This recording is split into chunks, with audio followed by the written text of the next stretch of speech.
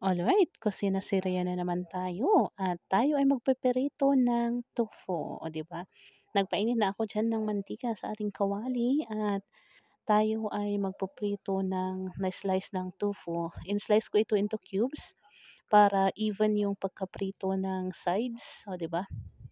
Normally ang ginagawa ko kasi is parang ini-slice ko lang na pa-flat yung tofu natin and then piniprito ng ano, buo. Kaso para mas crispy lahat ng sides, ayan, ini-slice ko na siya into cubes bago ko siya iprito. Ayan, imikos-mikos lang natin 'yan, ayan, 'di ba? Madali lang naman ang pagpiprito ng tofu, oh, 'di ba? Sino diyan ang kagaya ko na hindi nagustuhan ang tofu nung unang tikim pero naging paborito na din, oh, 'di ba? Ayan, naprito na yung ating tofu kaya tatanggalin na ito sa ating kawali, tatanggalin natin sa pinagprituhan, ayan. Pinahirapan pa yung sarili, eh, kung kumuha sana ng mas malalim na kayod or pang-sandok, oh, 'di ba?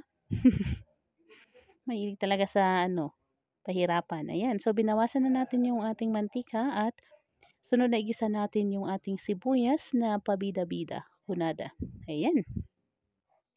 Ito yung pampabango natin sa ating niluluto at next na ihahalo ko yung ating ano, yung hotdog o ini-slice ko din 'yan para at least hindi siya mahabang ano, 'di ba?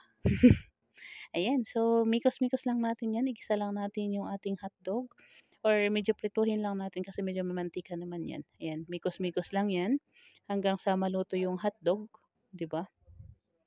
Wala pa akong mga nilalagay din na mga ano, pampalasa kasi simple lang na pampalasa yung gagamitin natin. Ayan, so tapos nating igisa yung ating hotdog ay sunod nating ihalo yung ating pinritong tokwa kanina. Ayan. At atin na itong titimplahan ng mahiwagang panimpla o oyster sauce lang ang gagamitin kong panimpla dito. Ayan, so lagay na natin ang isang pabida-bidang oyster sauce, o 'di ba? At pagkatapos ay ating imikos-mikos 'yan. Naglagay ako ng konting tubig diyan para mag-ano, maihalo ko ng maayos yung ating oyster sauce at ayan, gumamit pa nga ng dalawang ano, sandok para at least ma-mix lahat o 'di ba, maihalo lahat yung lasa ng ating ano, oyster sauce sa lahat ng tofu, 'di ba? Ayan, so tinikman na ni Inday kung tama lang yung timpla, 'di ba?